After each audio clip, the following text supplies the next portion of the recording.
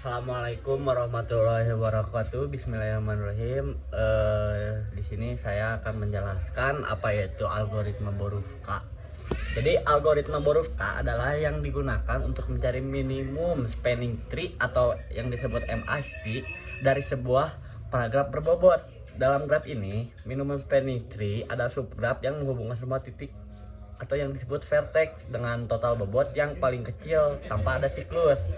Nah, si algoritma Borufka ini bekerjanya cukup unik. Jadi, kalau misal kita analogikan ke dalam sebuah cerita, bayangkan kamu dan teman-temanmu berada di sebuah kota besar dan kalian ingin membangun jalan-jalan penghubung antar berbagai titik, misalnya desa atau gedung di kota tersebut. Tujuannya adalah membangun jalan total panjang biayanya yang paling sedikit tanpa ada jalan yang berulang atau memutar.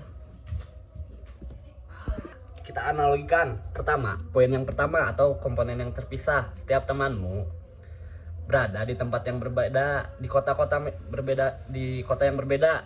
Nah, masing-masing teman-teman ini berada di lokasi yang terpisah tanpa ada jalan yang menghubungkan. Jadi tidak ada jalan ke kota A atau ke kota B. Jadi teman-teman kamu adalah komponen dari si algoritma Borufka itu.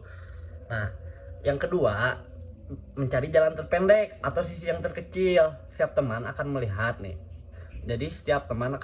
ke sekitar dan mencari jalan yang paling pendek yang menghubungkan dengan teman lain.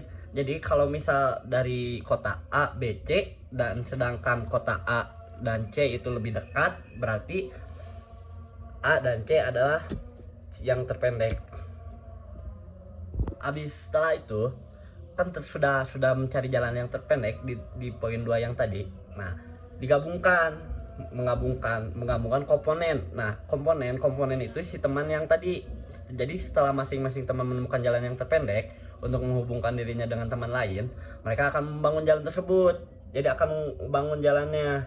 Kemudian jalan teman-teman yang terhubung ini akan dianggap sebagai satu kelompok atau komponen yang lebih besar, begitu.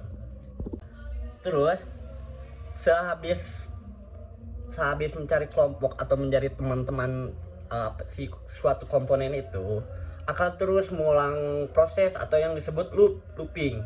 Nah, di sana akan menghubungkan mereka dengan kelompok lainnya secara bertahap. Semakin banyak teman yang terhubung atau semakin komponen banyak yang terhubung dan jalan-jalan baru yang mulai terbentuk. Nah, proses ini akan sampai pada satu jaringan, begitu.